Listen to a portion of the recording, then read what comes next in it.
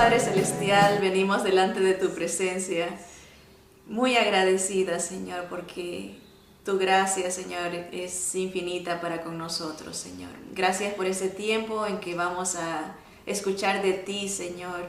Háblanos, dirígenos, ilumina, Señor, a nuestra mente, nuestro corazón.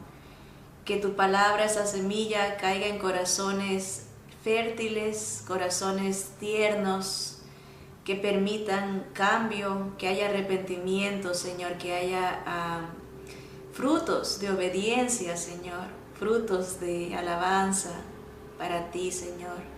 Te queremos honrar con nuestro proceder, nuestra mente, corazón, adorarte con todas nuestras fuerzas, Señor. Te damos gracias por este tiempo que tú has permitido estar juntas y por todos los medios que nos das, tu provisión. A ti sea la gloria por siempre, Señor. En el nombre precioso de Jesús. Amén, amén. Bien, bienvenidos una vez más a esta tercera lección de nuestro nuevo estudio, Enfrentando las Batallas Espirituales. Pueden encontrar esta documentación en nuestra página de Facebook y los animamos a estudiarlo, a meditarlo y a aplicarlo. Es el deseo del Señor que seamos, dice las Escrituras, hacedores y no tan solamente oidores, ¿verdad? Es una meta, un propósito, que el Señor nos edifique, que el Señor nos fortalezca y nos establezca en la fe verdadera que es del Señor Jesús. Así que esta mañana vamos a ver lo que el Señor dice acerca de enfrentar las batallas espirituales en cuanto a su soberanía. ¿Es Dios soberano? Es la pregunta que nos vamos a hacer durante esta clase. Hágaselo en su vida personal. ¿Es Dios soberano en su vida? ¿Es Él el que tiene el control de todo? ¿O necesitamos ayudarlo? ¿O dependemos de otras cosas?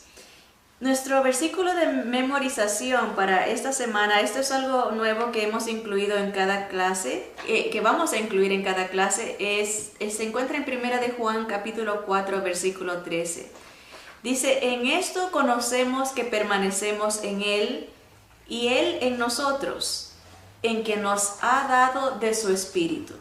Una vez más dice: en esto conocemos que permanecemos en Él y Él en nosotros, en que nos ha dado de su Espíritu.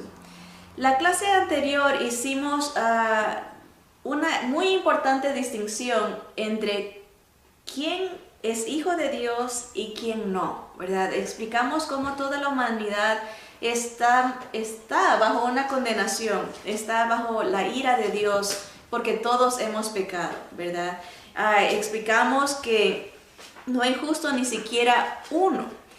Pero por la gracia y la misericordia de Dios, Él nos permite nacer de nuevo y pasarnos al bando de Él, al lado de Él, ¿verdad? A su grupo, ¿no? El mundo está sin Dios, dice las Escrituras, que está sin Dios, sin esperanza, siendo influenciado por el Dios de este siglo, el príncipe de los aires. Son por naturaleza hijos de ira, lo mismo que los demás. Así está el mundo sin el Señor. Pero en el momento que uno nace de nuevo, pasa a ser hijo de Dios. Por eso las Escrituras es bien clara, dice: mas a todos los que le recibieron, a los que creen en su nombre, les da el poder, les da la potestad de ser hechos hijos de Dios. No es no es por sangre, no es por contagio, no es por herencia, no es que porque si yo soy hija de Dios, mis hijos van a ser hijos de Dios. Es una decisión que cada persona tiene que hacer de recibir y entender el evangelio verdadero en Jesús. Mas a todos los que lo recibieron, a los que creen en su nombre, les dio el poder de ser hechos hijos de Dios. El Señor nos permite llegar a ser una nueva criatura, con una nueva mente, un nuevo corazón, y su Espíritu morando dentro de nuestro. Por eso es que en el versículo lo escogimos, porque dice: en esto conocemos que permanecemos en Él y Él en nosotros, en que nos ha dado de su Espíritu. Él es el que nos hace suyos, ¿verdad? En el momento que nacemos de nuevo. Un nuevo nacimiento que ocurre en el momento que reconocemos lo siguiente. Muy importante. Cuando reconocemos que somos pecadores, entendemos que la perfección es requerida para entrar en la presencia del Altísimo. Cuando reconocemos que el único perfecto es Jesús, quien es el Cristo, el Mesías, el ungido, el escogido como el único Salvador, o sea, el Rey, el único intercesor, el único sacerdote. Cuando entendemos que Jesús es nuestra propiciación, esa palabra es clave y es muy importante entenderla. El propiciatorio era la cobertura del arca del pacto, ¿verdad? Donde se depositaba la sangre sacrificial. En esa tapa de oro, déjenme ilustrarles para refrescar la memoria. El arca del pacto era una caja de madera de acacia cubierta en oro, ¿verdad? Que no podía ser tocada. Los sacerdotes tenían que cargarlas con unas varas, ¿verdad? Y dentro de esta caja del arca, que se la conoce también como el arca del pacto, se encontraban las tablas de la ley, las segundas, ¿verdad? Las primeras fueron destruidas por Moisés cuando las tira, se enoja viendo al pueblo en idolatría. Después él las escribe, ya no están con el dedo de Dios, pero ahora están escritas por Moisés. Y las ponían dentro del arca. Ahí estaban las tablas de la ley. Estaban también una botella con pedacitos de maná, que era la provisión de Dios diaria, que caía y tenían ahí puesta la provisión. Y también una vara que era de Aarón, que había, imagínense un palo que reverdece y que da flores y hasta dio almendras. Era un milagro que esa vara haya producido esto, ¿verdad? Flores y almendras. Eso estaba dentro del arca. El arca estaba tapada. Con esa tapa la llamaban el propiciatorio. Esa tapa tenía 2 querubines con sus alas extendidas viendo hacia abajo, viendo hacia el propiciatorio, viendo hacia la tapa, ¿verdad? Cuando hablamos que Jesús es la propiciación por nuestros pecados, el propiciatorio era la división entre Dios y la ley, ¿verdad? Era la ira de Dios se tenía que manifestar por quebrantar la ley, por quebrantar sus mandamientos, ¿verdad? Que habla de nuestra culpabilidad como pecadores, ¿verdad? Pero Jesús es el intermediario, el que está en la mitad para Él recibir el castigo y que los que han quebrantado la ley no lo reciban, ¿verdad? La propiciación es aplacar la ira de Dios, calmar, satisfacer las demandas de Dios, ¿verdad? Cuando entendemos que Jesús es la propiciación, entendemos que no podemos aumentar a nadie más, ni ningún otro mediador, porque solamente Él ha aplacado con su perfección, con su muerte sacrificial, ha aplacado la ira justa de Dios sobre el pecado, ¿verdad? Eso es parte de entender el Evangelio. Ahora, Jesús recibe la ira de Dios por el pecado del mundo y solo Él satisfizo los requerimientos de la justicia y rectitud de Dios. Él ha dado el pago por la condena de nuestros pecados y nos cubre, así como el propiciatorio, de la ira con su sangre. En ese propiciatorio el sacerdote tenía que venir y echar la sangre del cordero, ¿verdad? Miras, ¿verdad? Como figura de lo que iba a pasar. El Señor, el propiciatorio estaba cubierto de oro, que era símbolo de divinidad, ¿verdad? Pero también estaba hecho de la madera de acacia, que es de la humanidad del Señor, ¿verdad? Y ahí su sangre era lo único que Dios Padre iba a aceptar en propiciación para calmar, aplacar su ira, ¿verdad? Entonces, el versículo Juan 3:36, muy conocido, la gente conoce Juan 3:16, pero la plática del Señor continúa con Nicodemo y le dice: el que cree en el Hijo tiene vida eterna. El que rehúsa creer en el Hijo no verá la vida, sino que la ira de Dios está sobre él. Cuando alguien no ve al Señor Jesús como su único Salvador, la única propiciación, la ira de Dios está sobre esa persona, porque no tiene la cobertura, no está rociado con la sangre de Cristo, que representa, ¿verdad?, la aceptación de su muerte por uno, ¿verdad?, el reconocimiento de que solamente Él es aceptado por el Padre. Cuando entendemos que Él es nuestro sustituto también, Él hizo expiación por nosotros. Esa es otra palabra muy importante cuando uno habla del Evangelio. Ya hablamos de propiciación, aplacar la ira de Dios. Expiar es una palabra que significa ser el que sustituye, ¿verdad? Hemos oído muchas veces, se habla de un chivo expiatorio. ¿Han oído esa expresión? Cuando alguien recibe la culpa siendo inocente por la culpa de otros, ¿verdad? Esa es la idea de que el Señor está siendo nuestra expiación, está siendo nuestro sustituto, está tomando nuestro lugar en la cruz, recibiendo el castigo que nosotros nos merecemos. Cuando aceptamos su resurrección, que confirma su deidad y soberanía, cuando nos rendimos a Él en este cambio de mente y entramos al pacto, a la adopción y a las promesas, al tomar esta decisión somos nuevos y nos enlistamos en las filas del ejército victorioso de Dios, ¿verdad? Estamos hablando, recapitulando, ¿verdad?, haciendo un análisis de lo que vimos la semana pasada, cómo ser nueva criatura, ¿verdad?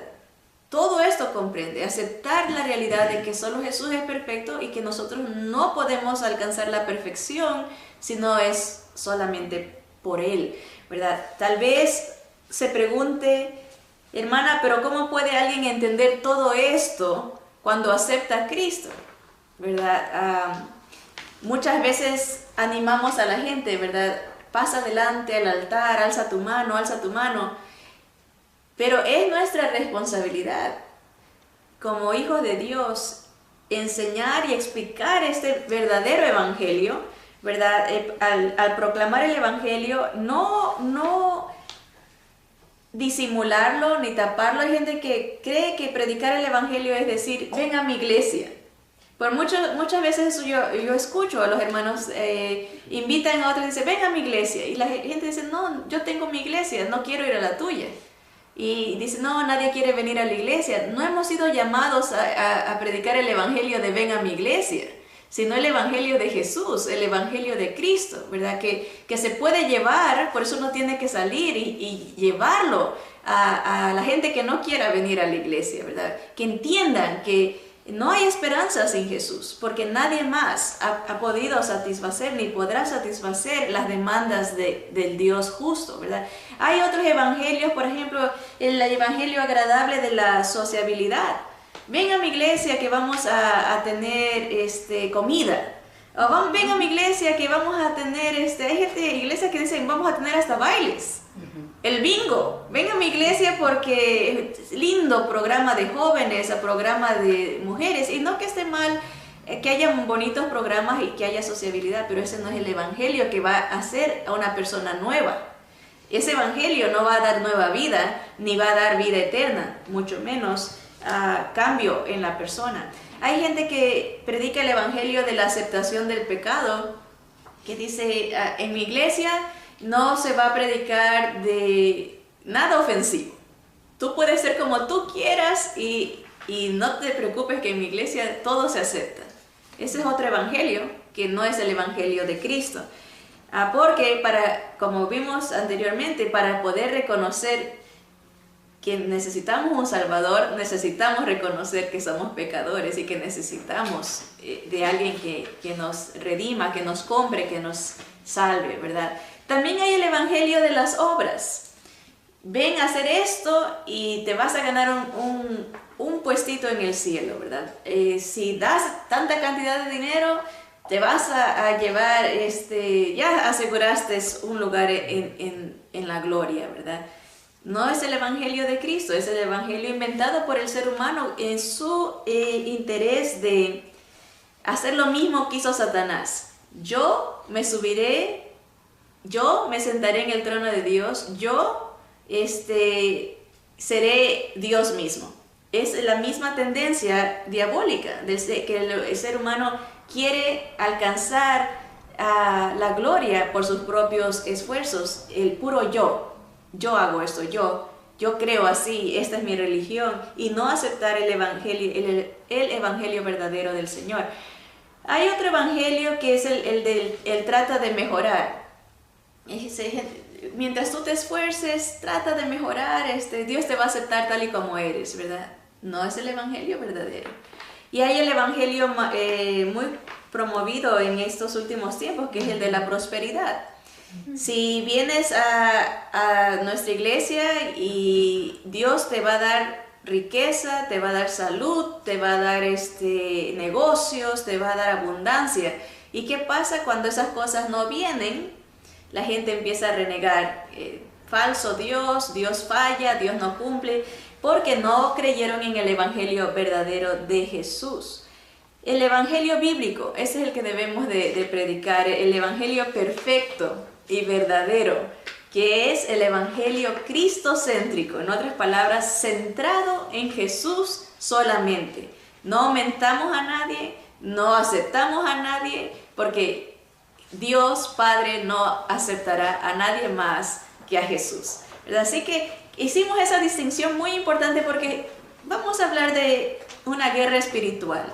Y si por alguna razón estamos bajo la idea, la impresión de que somos hijos de Dios y no lo somos, ya tenemos la guerra perdida. Entonces es importante que cada uno de nosotros nos examinemos. En verdad, creo yo que Jesús es mi único Salvador y por lo tanto lo veo como mi Dios, mi Rey. Como dijo Tomás, Dios mío, Señor mío y Dios mío. Lo vemos a Él como nuestro todo, como la verdad, la vida, el camino. Lo vemos a Él como el gran yo soy, ¿verdad?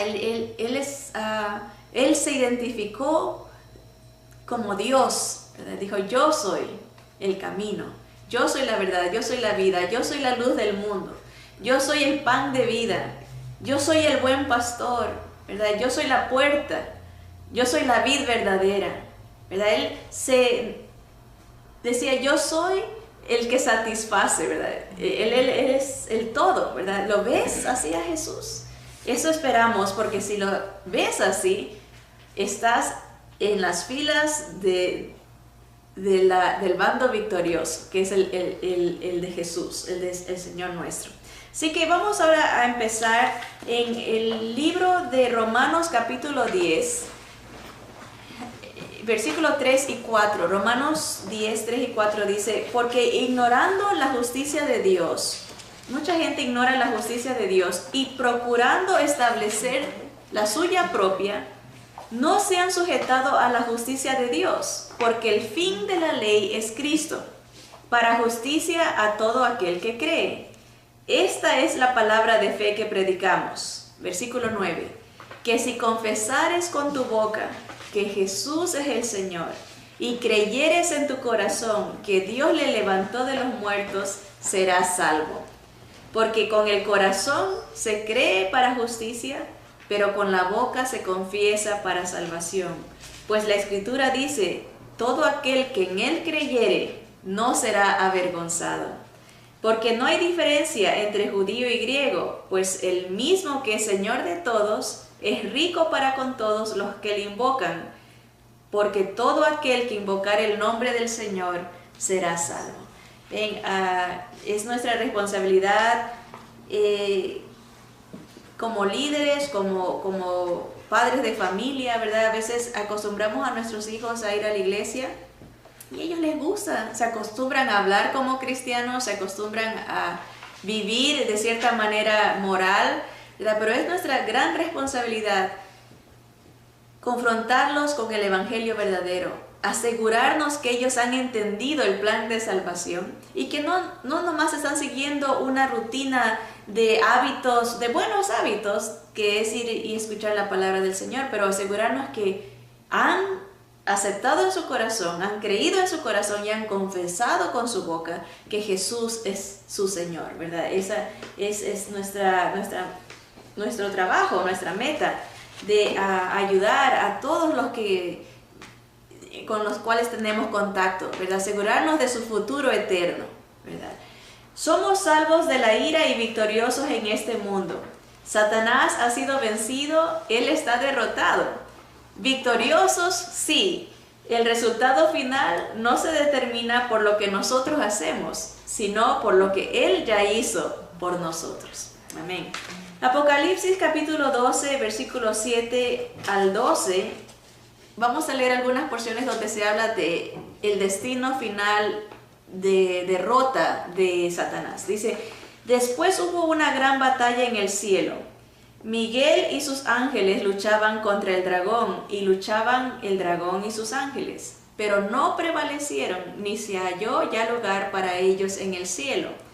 Y fue lanzado fuera el gran dragón, la serpiente antigua que se llama Diablo y Satanás, el cual engaña al mundo entero, fue arrojado a la tierra, y sus ángeles fueron arrojados con él. Entonces oí una gran voz en el cielo que decía: ahora ha venido la salvación, el poder y el reino de nuestro Dios y la autoridad de su Cristo, porque ha sido lanzado fuera el acusador de nuestros hermanos, el que los acusaba delante de nuestro Dios día y noche, y ellos le han vencido por medio de la sangre del Cordero y de la palabra del testimonio de ellos, y menospreciaron sus vidas hasta la muerte. Por lo cual alegraos, cielos, y los que moráis en ellos. Ay de los moradores de la tierra y del mar, porque el diablo ha descendido a vosotros con gran ira, sabiendo que tiene poco tiempo. Que esta es una referencia a algo que todavía está por acontecer. Esto sucederá después de los 7 años de gran tribulación. Va a haber hermanos que van a morir por su fe durante esa época. Por eso dice los que murieron por causa del testimonio de Cristo, ¿verdad? Y se le va a quitar el acceso que Satanás tiene de acusar a los hijos de Dios día y noche, ¿verdad? Va a ser lanzado a la tierra. A veces pensamos que Él está aquí. Las escrituras hablan de los gobernadores de los aires. Ellos tienen acceso a la atmósfera, ¿verdad? Los gobernadores de las tinieblas, que es el príncipe de la potestad del aire, ¿verdad? Va a llegar un momento en que él va a ser lanzado a la tierra, ¿verdad? Y va a atacar, va a hacer una gran desvarío, porque va a tener acceso. Sabe que le queda poco tiempo, va a irse en contra del pueblo de Israel, a perseguir a los creyentes, ¿verdad? Y eso va a ser horroroso, tener el permiso de Dios por un pequeño tiempo de hacer de acuerdo a los propósitos de Dios. Miren Colosenses 2:8 en adelante, dice: mirad que nadie os engañe por medio de filosofías y huecas sutilezas, según las tradiciones de los hombres, conforme a los rudimentos del mundo y no según Cristo. Porque en Él, en Jesús, habita corporalmente toda la plenitud de la deidad. Y vosotros estáis completos en Él, que es la cabeza de todo principado y potestad. En Él, en el Señor Jesús, también fuisteis circuncidados con circuncisión no hecha a mano, al echar de vosotros el cuerpo pecaminoso carnal en la circuncisión de Cristo, sepultados con Él en el bautismo, en el cual fuisteis también resucitados con Él, mediante la fe en el poder de Dios que le levantó de los muertos. Versículo 13, y a vosotros, estando muertos en pecados y en la incircuncisión de vuestra carne, os dio vida juntamente con Él, perdonándoos todos los pecados. Versículo 14, aquí viene, dice: anulando el acta de los decretos que había contra nosotros, que nos era contraria, quitándola de en medio y clavándola en la cruz, y despojando a los principados y a las potestades, los exhibió públicamente, triunfando sobre ellos en la cruz. Y vemos la victoria del Señor Jesús en el momento que Él muere, les quita, por decirlo así, el poder, las cartas contra nosotros, dicen las actas de los decretos, todo lo que está documentado en nuestra contra, el Señor se los quita y los clava en la cruz y los exhibe a ellos públicamente. Era una expresión que Pablo está usando de cuando habían guerras y agarraban los esclavos, los prisioneros de guerra es la palabra, los ponían a exhibirlos, que vean que habían sido derrotados. Y eso hizo el Señor con el enemigo, ya con todos sus principados, sus demonios, fueron exhibidos públicamente en las esferas espirituales como derrotados. Apocalipsis capítulo 20, versículo 10 dice: y el diablo que los engañaba fue lanzado en el lago de fuego y azufre, donde estaban la bestia y el falso profeta, y serán atormentados día y noche por los siglos de los siglos. Sí, Satanás ha sido derrotado. La pregunta es, si Satanás ha sido derrotado, ¿por qué Dios le permite seguir afectando y propagando su maldad? Mucha gente tiene esa inquietud. Bueno, para poder responder esta pregunta tenemos que ver las cosas bajo los lentes de la soberanía de Dios. Cada batalla seguirá o terminará dependiendo de que los propósitos de Dios se cumplan. Okay. Ya sabemos por las Escrituras que el Señor ha vencido a Satanás, tiene poco tiempo, ¿verdad? Y anda desesperado tratando de confundir y tratando de llevarse los que más pueda él a la condenación junto con él. Sabemos que él irá al infierno, ¿verdad? Que fue preparado para el diablo y sus ángeles, pero él no se quiere ir solo, ¿verdad? Sabemos que el futuro final de él será en tormento eterno por los siglos de los siglos, para siempre, ¿verdad? Ahora, mucha gente dice, sí, si Jesús lo venció en la cruz, ¿por qué le da acceso a que siga haciendo maldades? Para poder entender esto tenemos que explicar que hay dos grupos de pensamientos, dos escuelas de pensamiento. Hay gente que cree que Satanás tiene acceso ilimitado a hacer lo que él se le antoja y cuando se le antoje. El otro grupo cree que él tiene que someterse a la autoridad y a los límites que Dios le pone. Ahora, eso es muy importante entenderlo y analizar a ver a qué grupo pertenecemos, ¿verdad? Dice, si usted cree como el primer grupo, o sea, el que cree que Satanás puede hacer lo que quiera cuando quiera, déjenme leerles un poquito antes. Dice, hay algunos que creen que todo ataque, cada prueba o mala situación es provocada siempre por Satanás, quien tiene libertad de agredir al creyente a su antojo. ¿Okay? Ese es el primer grupo. Todo ataque, toda prueba, toda mala circunstancia le echa la culpa a Satanás y cree que Satanás tiene acceso a hacerlo cuando él quiere. El otro grupo cree que Satanás está limitado y tiene que pedir permiso a Dios para acercarse y molestar al creyente. Dependiendo de qué manera pensemos, afectará la manera en que oramos, afectará la manera en que dependemos de Dios, influenciará cómo vemos las batallas espirituales y cómo actuamos hacia ellas y aconsejamos a otros. Por ejemplo, si usted ve a alguien que está pasando por una enfermedad crónica, si usted cree que es un ataque de Satanás esporádico, porque Satanás tiene acceso a molestar y estorbar al creyente, usted va a orar de que reprendiendo y queriendo que se quite esa prueba de la vida de esa persona, si cree como el primer grupo. Si cree como el segundo grupo, que Satanás tiene que pedir permiso para molestar a un creyente. Estamos hablando de creyentes, estamos hablando de batallas espirituales de los hijos de Dios. Por eso establecimos quiénes son hijos de Dios primero. Si usted cree que él tiene que pedir permiso a Dios para molestar a un creyente, entonces va a afectar cómo ora. Porque usted va a pedir que Dios le enseñe qué propósito tiene el Señor en esta prueba, ¿verdad?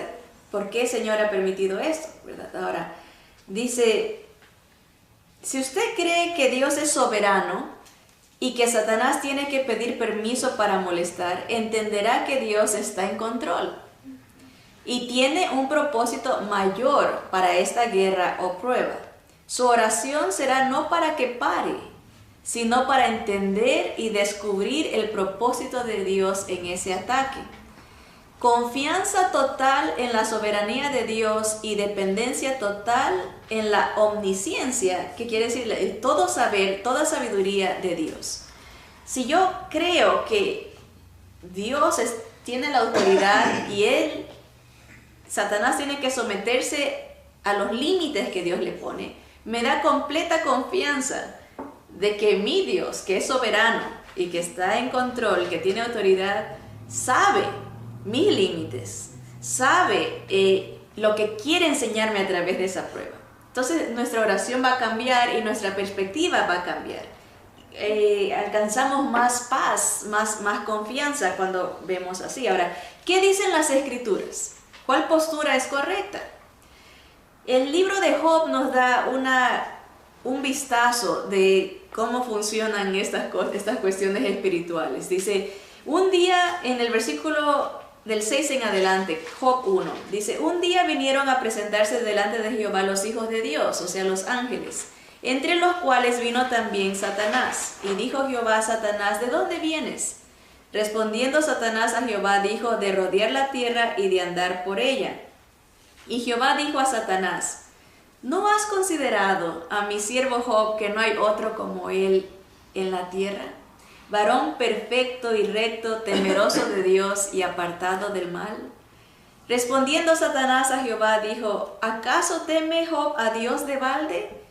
¿No le has cercado alrededor a él y a su casa y a todo lo que tiene? Al trabajo de sus manos has dado bendición. Por tanto, sus bienes han aumentado sobre la tierra.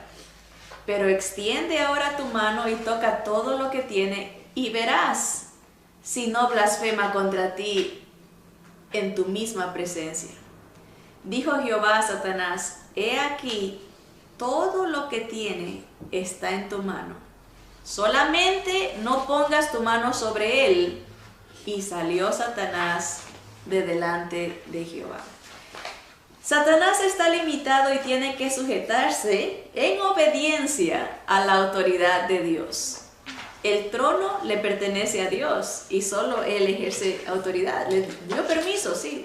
Todo lo que tiene puedes tocar, pero lo limita. No toques su cuerpo, no toques su vida, ¿verdad?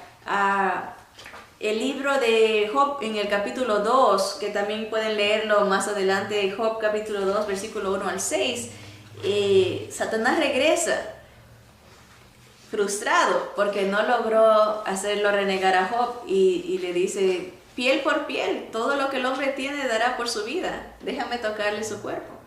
Y el Señor le dice, está bien, pero no le va a quitar la vida, nomás límites, también le pone límites en el cuerpo, en la prueba, ¿verdad? Siempre pidiendo permiso.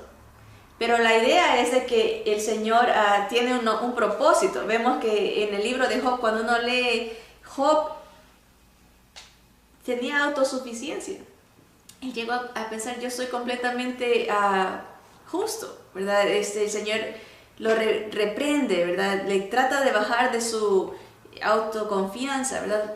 ¿Dónde estabas tú? Le dice el Señor cuando yo hice las estrellas. ¿Dónde estabas tú cuando hice las montañas? ¿Sabes tú cuando nacen las cabras y entiendes todo lo pequeñito, ¿verdad? Le empieza a dar un regaño tremendo y Job confiesa, dice, de oídas te había oído, mas ahora mis ojos te ven, ¿verdad? Yo creo que mi Redentor vive, ¿verdad? Y que en mi carne he de ver a mi Señor, ¿verdad? Había una relación más estrecha, un entendimiento más cercano de quién era Dios. que más que una costumbre, un hábito religioso, ¿verdad? Hubo una relación, un propósito perfecto para un plan perfecto para esa prueba. Ahora, ¿qué del Nuevo Testamento? ¿Qué casos encontramos que demuestren que el enemigo está limitado? En Lucas 8:32 vemos a que los demonios le piden a Jesús permiso para entrar en un hato de cerdos. Eran miles de demonios y al dejar al hombre querían irse al cuerpo de los puercos, los cerdos, y no lo podían hacer si el Señor no los autorizaba.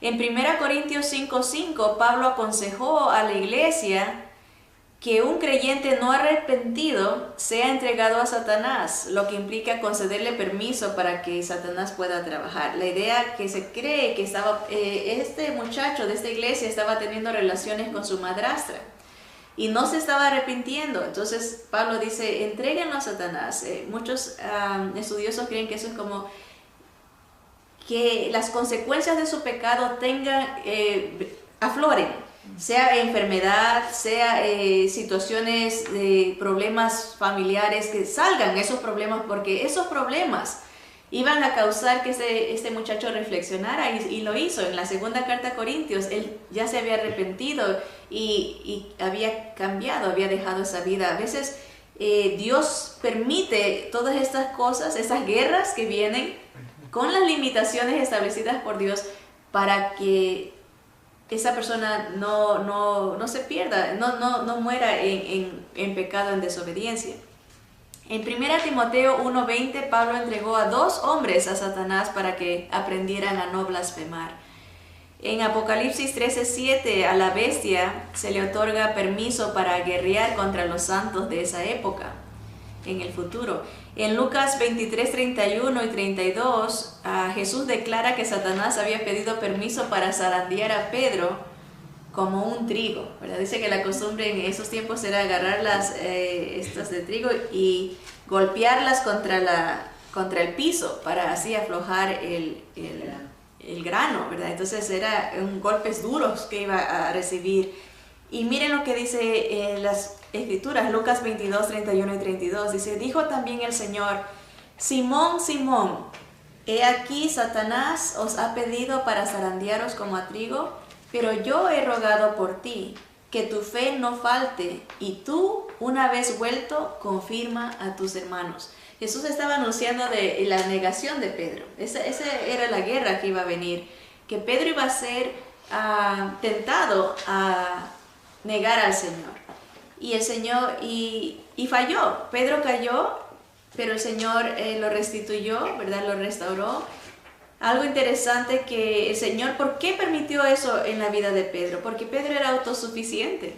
Él decía, aunque todos te nieguen, yo nunca te negaré.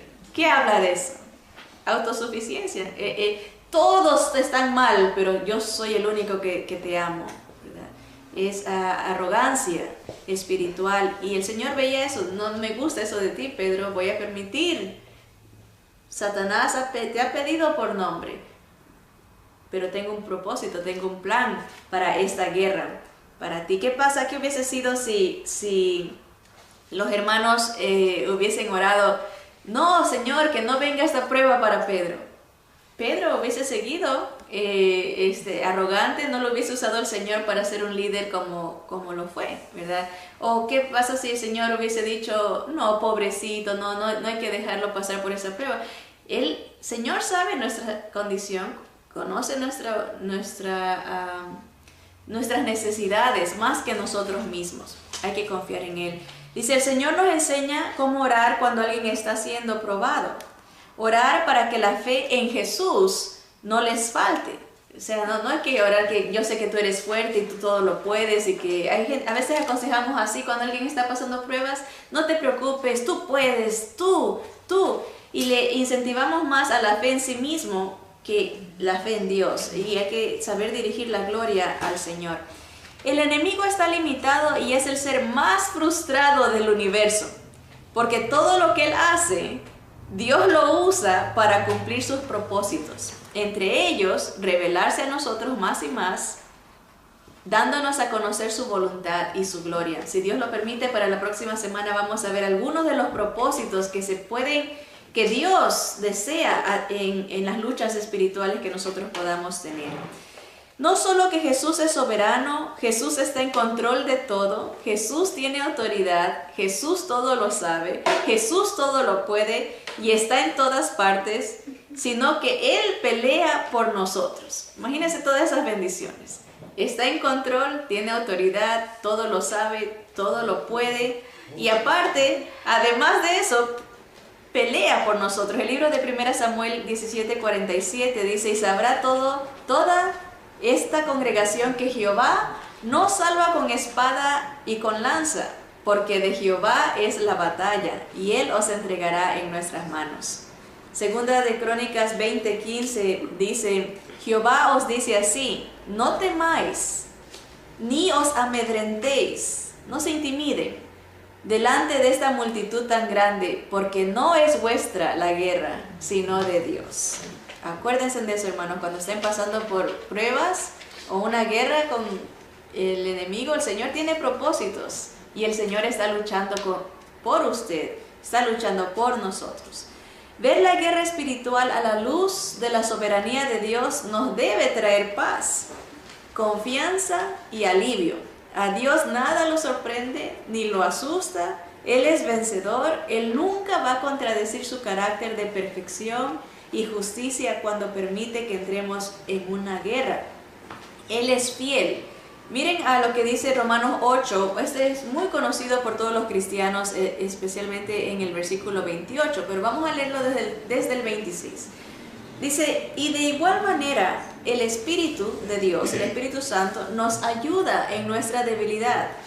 Pues ¿qué hemos de pedir como conviene? No lo sabemos, pero el Espíritu mismo intercede por nosotros con gemidos indecibles.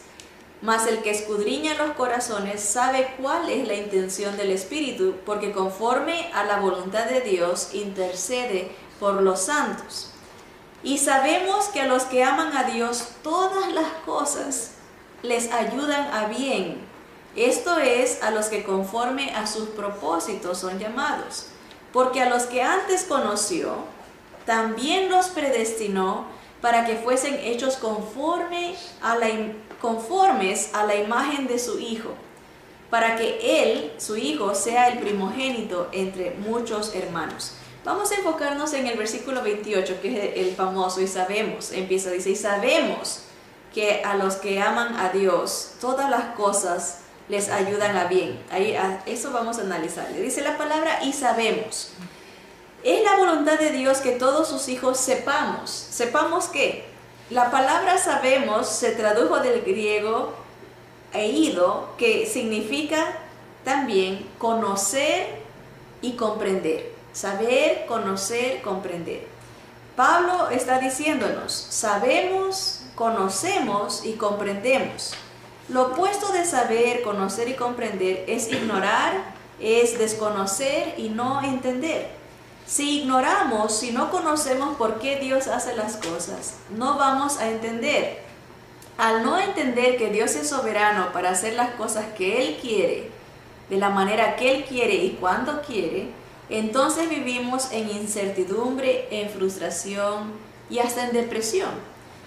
Es inconcebible que un cristiano se deprima, descartando obviamente desbalances, influencias químico-biológicas, ¿verdad? ¿Por qué una persona se deprime? Por frustración, por las circunstancias y situaciones que está viviendo y que no entiende cuando las cosas no salen como quiere. Por eso uno se frustra, ¿verdad? Porque no entiende por qué están pasando las cosas, ¿verdad? Pero Pablo nos está diciendo: nosotros sabemos, comprendemos, entendemos. Dios quiere que sepamos cómo Él es. Cuando entendemos cómo es Dios, ¿verdad? Nuestra perspectiva va a ser diferente. Siempre en las oraciones de Pablo decían que te conozcan. Jesús oraba a su Padre y decía que te conozcan. Pablo oraba que Dios les diera a los hermanos un espíritu de revelación en el conocimiento de su voluntad.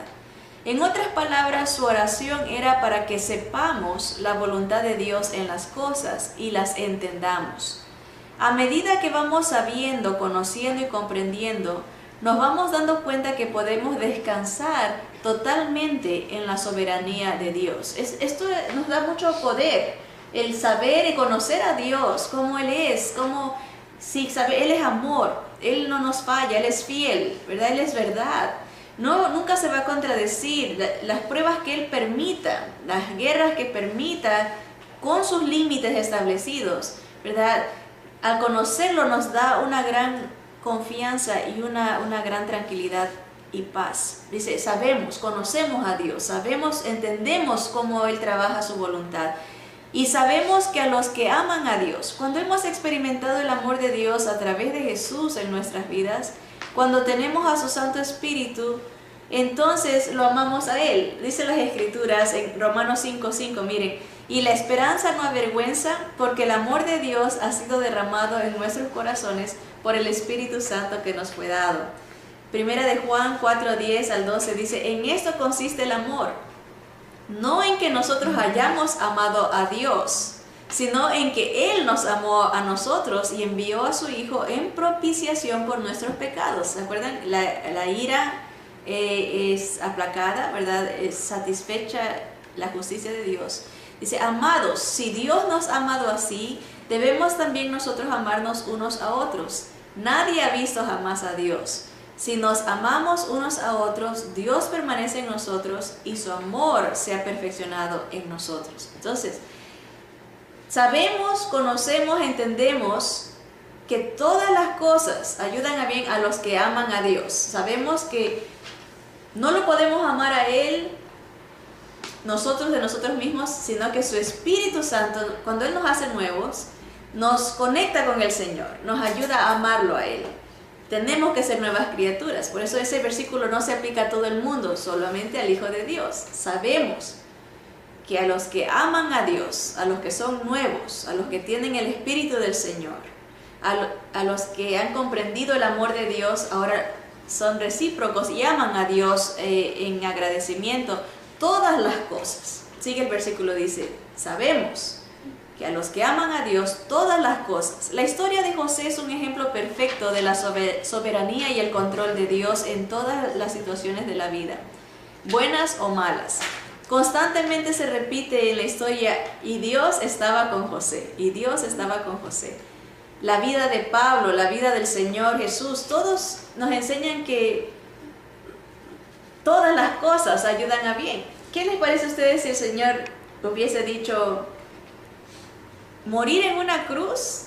No, eso es una maldición. No, yo no quiero pasar por ese mal. Si no hubiese pasado por ese mal, no hubiese habido bendición para nosotros, ¿verdad? A veces nosotros no queremos lo que en nuestros ojos se ve como algo mal, pero Dios lo permite por un bien, ¿verdad? Esa es la idea, que todas las cosas, buenas o malas en nuestra visión, van a tener un propósito de mejora, de beneficio para nuestra vida espiritual. Sabemos que todas las cosas ayudan a bien, en esa parte estamos. Dice, en el griego la frase ayudan se tradujo de una palabra griega que se dice sunergeo. Esta palabra significa cooperar. Miren qué interesante esto. Estamos hablando que todas las cosas ayudan, todas las cosas cooperan para bien, ¿verdad? De los que aman a Dios. Es decir, las cosas buenas y malas cooperan a nuestro favor. Dios no manda lo malo, eso es importante entender. Él no produce maldad, Él no manda lo malo, pero hace que todas las cosas cooperen para que su voluntad se cumpla en nosotros. De la palabra sonergeo se deriva una palabra interesante que es sinergia. La sinergia, dice, es la acción de dos o más elementos cuyo efecto en conjunto es mayor que cuando operan individualmente. Por ejemplo, se nos da el ejemplo de la sal. La sal es un componente de la que tenemos nosotros en nuestras mesas, en nuestra cocina. Está compuesta de dos elementos, el sodio y el cloro. Al juntarse estos dos, producen algo beneficioso, que la sal tiene muchas virtudes para preservar, para bueno, dar buen sabor a la comida, ¿verdad? La sal tiene propiedades buenas, pero si separamos a estos elementos, si usted se toma aunque sea unas 2 gotitas de cloro, es veneno. El sodio es perjudicial, es dañino también por sí mismo, pero al momento que se juntan, esta sinergia, esa cooperación de 2 elementos, produce algo que es beneficioso, ¿verdad? Igualmente, aquí está la prueba, ¿verdad? Pero en el momento que Dios está en ese elemento, va a cooperar la situación para que ayude a nuestro bien, para nuestro beneficio espiritual. Va a haber un producto, un propósito en este trabajar juntos, ¿verdad? Dios no nos desampara. Está la prueba aquí. El Señor usa todas las circunstancias para que sus propósitos sean cumplidos, ¿verdad? Él dice, todas las cosas cooperan para el bien de los que aman a Dios. Esa es la versión de ese versículo, ¿verdad? Y sabemos, conocemos, entendemos que todas las cosas, buenas y malas, ayudan, cooperan, trabajan para el bien de los que aman al Señor. Cuando aceptamos la soberanía de Dios en todo, incluyendo las guerras espirituales, entonces entendemos las siguientes cosas. Número 1, que Dios tiene un propósito superior en la guerra espiritual. No son ataques casuales. No es que Satanás nomás está tratando de obstruir la obra o poner traba. Hay un propósito. Dios le está permitiendo esto con límites porque algo quiere cambiar en nuestra vida. Algo quiere mejorar. Hay un propósito superior. Número 2, cuando aceptamos la soberanía de Dios, entendemos que en medio del ataque nos vamos a enfocar en Dios y no en Satanás, ni en nosotros. Hay gente que está pasando prueba y su enfoque es reprender a Satanás. Yo te digo que te pisoteo No, se están enfocando en Satanás. El que cree en la soberanía de Dios se va a enfocar en Dios, no en Satanás. Otros se enfocan en sí mismo. Yo sé que puedo. Soy el super Rambo espiritual, ¿verdad? Hay veces bromas que se pasan en el Facebook. El otro día leí uno, decía, Dios sabe mi límite, pero ya se equivocó, cree que soy Rambo, me está mandando mucho, ¿verdad? Es una queja en forma de chiste, ¿verdad? Y a veces nos enfocamos en nosotros. Yo puedo, yo sé que yo. Acuérdense en qué decía Satanás. Yo subiré al trono de Dios. Yo me sentaré allá. No lo necesito a Él. Yo puedo. ¿Verdad? Mucho cuidado otra vez. El que cree en la soberanía de Dios entiende que Dios está en control y se va a enfocar en Él. Bueno, Padre, ¿por qué estás permitiendo esto? Quiero conocer tu corazón, quiero cambiar lo que tú quieras cambiar en este momento de mí, ¿verdad? Enfocarme en ti. También el que cree en la soberanía de Dios tiene confianza de que la victoria depende de Dios, no de mí ni de mi destreza, ¿verdad? No es porque yo hago ciertas cosas es que Dios va a dar la victoria. La victoria viene por Él, cuando Él considere que sea el momento preciso. El método al evaluar el éxito depende si se cumplen o no los propósitos de Dios en mi vida. Esta es una realidad. A veces se quita la prueba, ¿verdad? Pero a lo mejor uno considera, tuvimos éxito porque se quitó esta prueba, esta dificultad. Pero el verdadero éxito se determina si se cumplieron los propósitos de Dios en esa prueba. A veces, si no se cumplieron, Dios va a usar otra circunstancia. Va a dar permiso para que pase otra cosa para que se cumpla. Y a veces estamos en un círculo. ¿Se acuerdan del pueblo de Israel en el desierto? 40 años. Y el propósito de Dios no se cumplió en ellos, porque todos murieron en el desierto. Porque no estaban susceptibles a la voz del Señor. Pueblo rebelde, duro de servir, no cambiaba. quería que se hagan las cosas como ellos querían y no como Dios quería.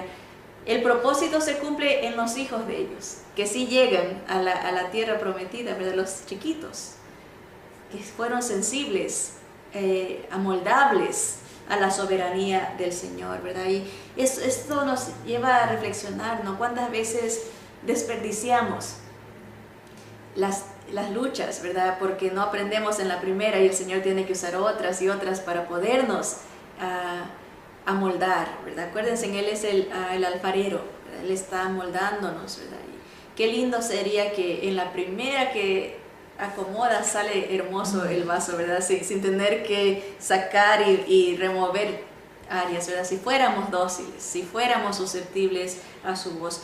Así que tenemos la victoria, tenemos un Dios soberano que está de nuestro lado, nunca nos deja, ¿verdad? Enfoquémonos en Él, en su voluntad, en la dependencia a su voluntad. Por eso el Señor Jesús nos enseñó a orar.